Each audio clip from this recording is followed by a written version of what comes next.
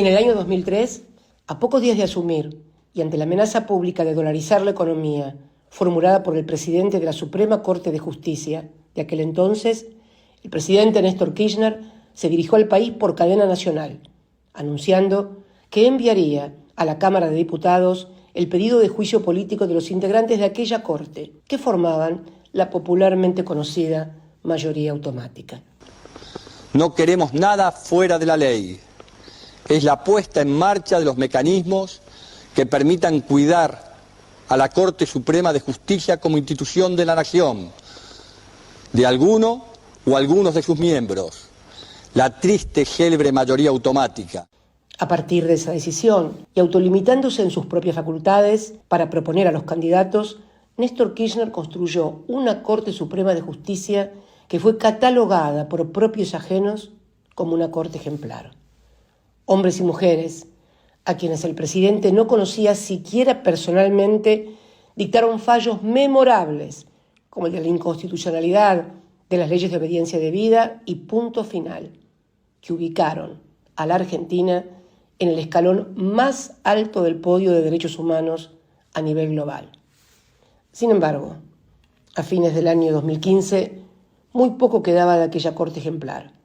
La muerte de algunos de sus miembros más connotados, la renuncia de otro jurista de prestigio internacional al haber cumplido los 75 años que marca como límite la Constitución y la negativa de la oposición a votar a los candidatos propuestos para ocupar las vacantes, dejaron al alto tribunal con apenas 3 miembros.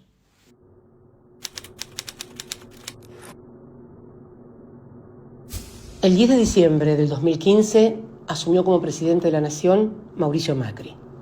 Apenas 4 días después tuvo lugar un hecho de extrema gravedad institucional.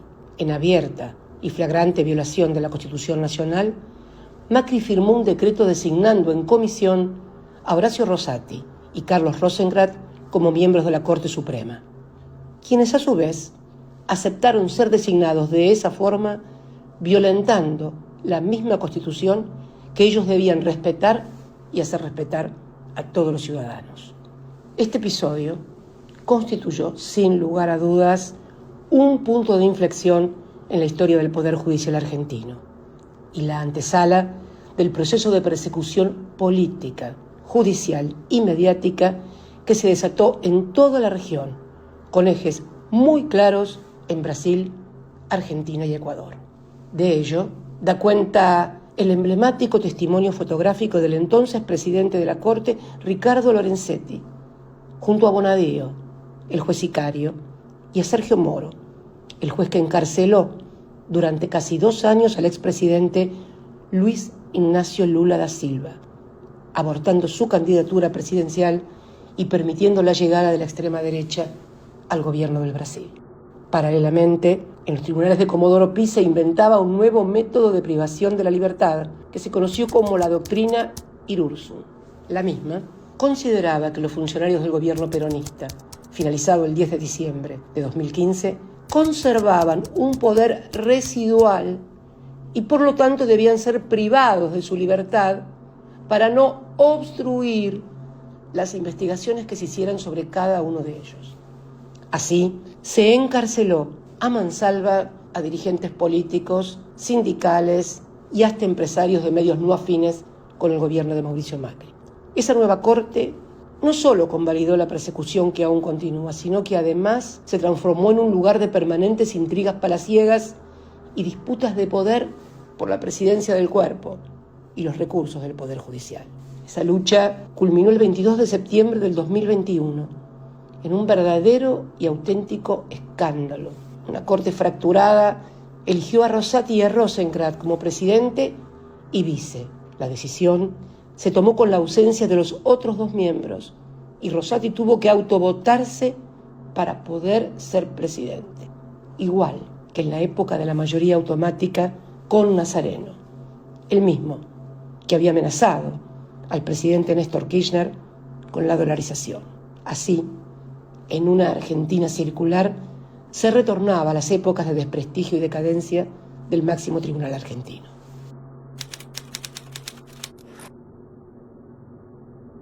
Luego de la renuncia de Elena Hayton, la única mujer de ese cuerpo, la Corte quedó reducida a tan solo 4 miembros y comenzaron entonces a salir a la luz otros escándalos. El vaciamiento por cifras millonarias de la obra social del Poder Judicial, administrada por el médico personal y familiares de uno de los 4 cortesanos. Causas penales contra el nuevo presidente de la Corte por enriquecimiento ilícito y otra vinculada a su pasado como intendente de la ciudad de Santa Fe, en la que recusó al juez que lo investigaba y sospechosamente logró apartarlo. Estos son solo algunos de los hechos que tornan a esta Corte de apenas 4 miembros en un órgano muy, pero muy vulnerable frente a las presiones de los poderes fácticos y mediáticos. Con tantos muertos, en sus roperos no les queda más remedio que hacer lo que les manden, bajo pena de ejecución sumaria en titulares y noticieros. Así es como en el año 2021 sucede algo realmente increíble. Después de 15 años de vigencia ininterrumpida, lo que equivale a casi 4 periodos de gobierno, la Corte de los 4 declara inconstitucional la ley del Consejo de la Magistratura sancionada en el año 2006, a la luz de la cual se designaron más de las 2/3 partes de los magistrados que conforman hoy el Poder Judicial de la Nación.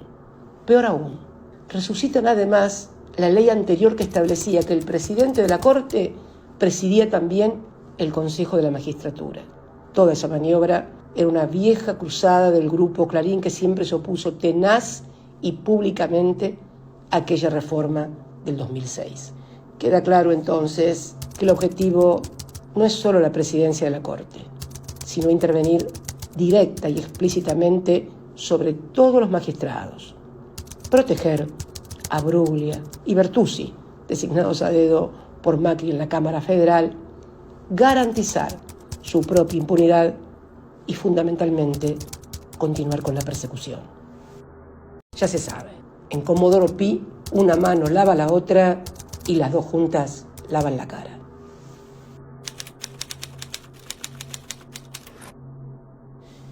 Estos graves hechos reseñados pueden parecer ajenos a los problemas cotidianos de los argentinos. Sin embargo, a poco que se mire, se advierte que no es así.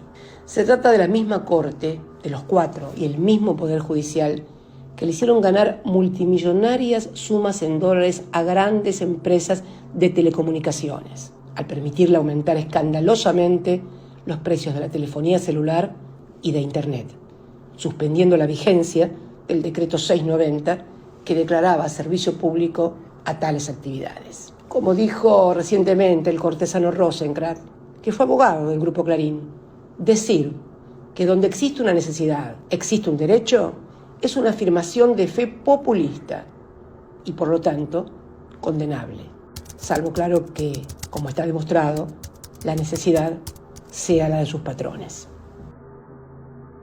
Es también el mismo Poder Judicial que permitió, a través de distintas medidas cautelares, que se evaporaran de las reservas del Banco Central más de 2.000 millones de dólares, complicando aún más las finanzas del país luego del criminal endeudamiento tomado por Mauricio Macri, que alcanzó extremos inimaginables con el increíble préstamo de 45.000 millones de dólares del Fondo Monetario Internacional.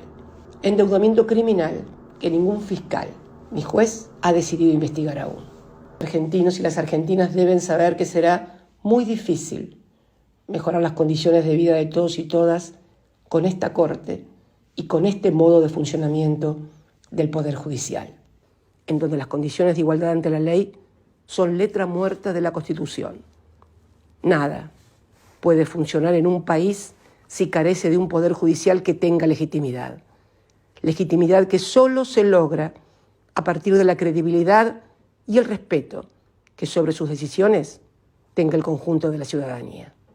Pienso y creo sinceramente que todos los partidos políticos de la República Argentina, de izquierda a derecha y pasando por el centro, tienen un imperativo categórico y republicano, el de construir, como hizo Néstor Kirchner en el 2003, con apenas el 22% de los votos y en el marco de una crisis institucional sin precedentes en la historia contemporánea, una Corte de la que todos y todas podamos volver a sentir orgullo.